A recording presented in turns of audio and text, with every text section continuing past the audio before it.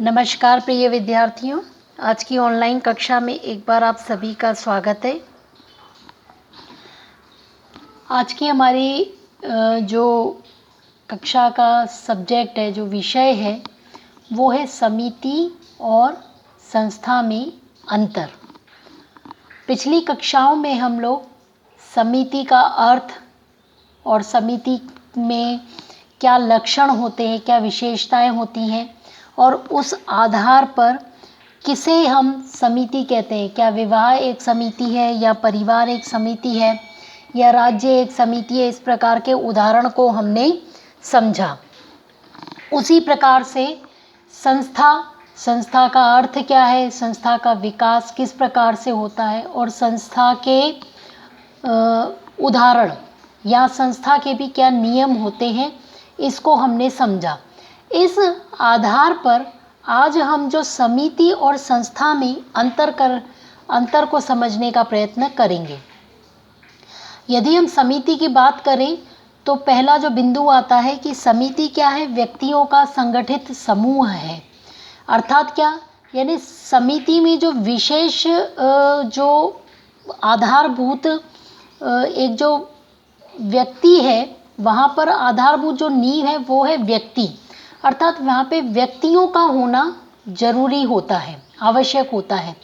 यानी समिति में व्यक्तियों से मिलकर एक समूह बनाया जाता है और वो जो समिति के सदस्य होते हैं उन्हीं की मान्यता ज़्यादा होती है।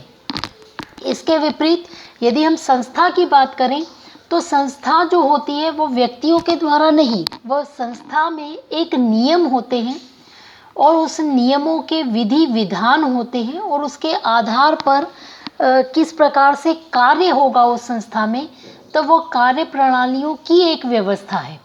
यानी दोनों में अंतर क्या है कि व्यक्तियों का जो समूह है वो समिति के लिए आवश्यक है और संस्था के लिए नियम और कार्य प्रणालियाँ, यह एक व्यवस्था आवश्यक है।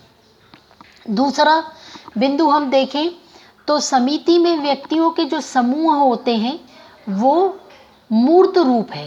अर्थात क्या, यानी जो सदस्यों की संख्या है वो हमें दिखाई देती है।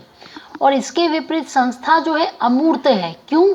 क्योंकि वहाँ पे व्यक्ति नहीं, वहाँ पे जो कार्य प्रणाली है, जो कार्य किया जाता है, जो उसकी व्यवस्था है, उसे देखा नहीं जा सकता है ना। क्योंकि हम वहाँ पे कार्य क्या क्या हो रहा है उसको व्यक्तियों के आधार पर नहीं गिनती की जा सकती, इसीलिए उसको संस्था को अमूर्त कहा है और समिति को मूर्त कहा गया है।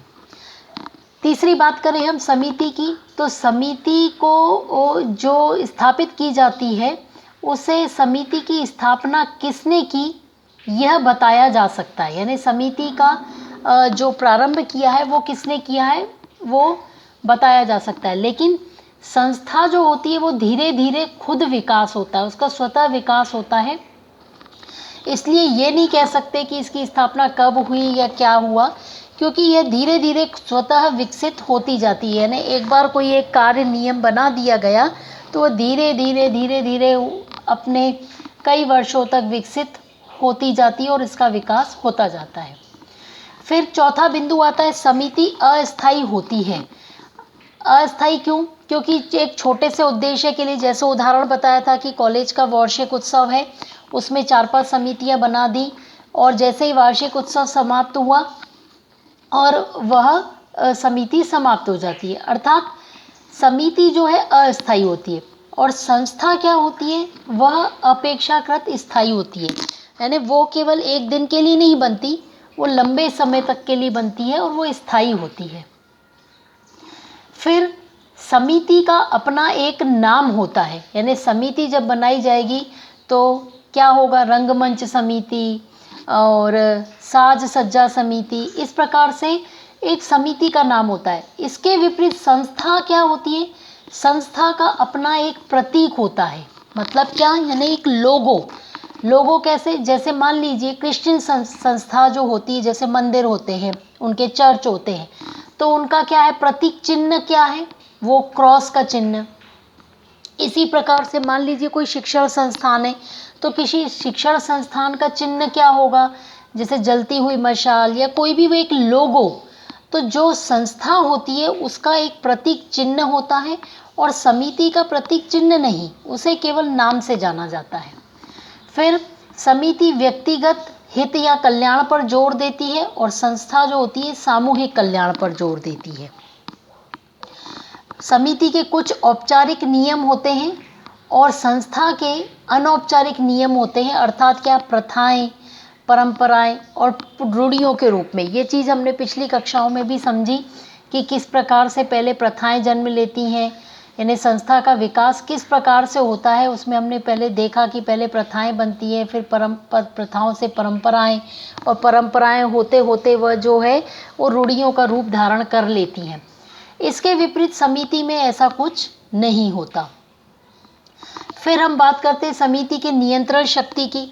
तो समिति जो है, नियंत्रण शक्ति जो रहती है वो अपेक्षाकृत कमज़ोर होती है, यानी उसका जो नियंत्रण होता है वो ज़्यादा मजबूत नहीं होता, थोड़े से समय के लिए बनती है और फिर वो ख़त्म हो जाती है। लेकिन इसके विपरीत हम संस्था की बात करें तो उसकी नियंत्रण शक्ति बहुत अधिक होती है और उसके द्वारा जो रीति नीति जो मान्य होते हैं उसके यदि विरुद्ध आचरण करना अनुचित और असामाजिक समझा जाता है। फिर समिति की बात करें तो समिति जो है किसी एक विशेष हित या उद्देश्यों की पूर्ति के लिए होती है। और संस्था की बात करें तो संस्था क्या है, वह मौलिक आवश्यकताओं में योगदान देती है। जैसे समाज में जो मौलिक आवश्यकताएं हैं उनकी पूर्ति के लिए संस्थाओं का निर्माण किया जाता है। फिर हम बात करें हितों की, तो हितों की जो भिन्नता के कारण समितियों में कई प्रकार पाए जाते हैं। जैसे समिति के हितों की पूर्ति के लिए किसी न किसी प्रकार की संस्था का होना आवश्यक है, और इसके विपरीत हम यदि संस्थाएं विभिन्न समितियों के हितों की पूर्ति हेतु साधन के रूप में काम करती हैं। अर्थात क्या है, ये समितियां, एक संस्था में कई समितियां हो सकती हैं, ठीक है, और जो संस्थाएं हैं वो विभिन्न समितियों के हितों की पूर्ति हेतु साधन के रूप में कार्य करती हैं। अर्थात क्या है, जो अलग अलग समितियां हैं उनके लिए जो संस्था है वो एक साधन का कार्य करती है, और जो समिति है वो क्या करती हैं, वह संस्था के लिए कार्य करती हैं। तो एक प्रकार से ये एक दूसरे के ऊपर आधारित होती हैं। समिति को एक पीढ़ी से दूसरी पीढ़ी को हस्तांतरित नहीं किया जा सकता, ये बात तय है, क्योंकि ये कोई नियम या रूढ़िवादिता नहीं है जो, या रीति प्रथा परंपरा नहीं है जो एक पीढ़ी से दूसरी पीढ़ी तक जाए। इसलिए समिति केवल एक समय के लिए बनी और ख़त्म हो गई। लेकिन इसके विपरीत संस्था जो होती है वो एक पीढ़ी से दूसरी पीढ़ी को जाती है, वो हस्तांतरित होती है। और अंतिम जो बिंदु आता है वो आता है कि मनुष्य जो है समितियों के सदस्य होते हैं, यानी व्यक्ति जो होंगे, हमने पहले ही बिंदु की बात की थी कि व्यक्तियों का संगठित समूह ही समिति कहलाता है। तो इसका अर्थ यह है कि जो समिति के सदस्य होते हैं वो मनुष्य ही होते हैं। और इसके विपरीत जो संस्था है उसके सदस्य मनुष्य नहीं भी हो सकते हैं। संस्था नियम और कार्य प्रणालियों की व्यवस्था है। जो पहला बिंदु था हम उसी बात को यहाँ पर विस्तृत रूप से कह सकते हैं, ठीक है। तो यहाँ जो मुख्य हमने 10-12 बिंदु प्रस्तुत किए हैं कि समिति और संस्था में क्या अंतर है, ठीक है। तो आज की कक्षा में इतना ही। अगली कक्षा में फिर हम अगले टॉपिक पर आएंगे। तब तक के लिए धन्यवाद।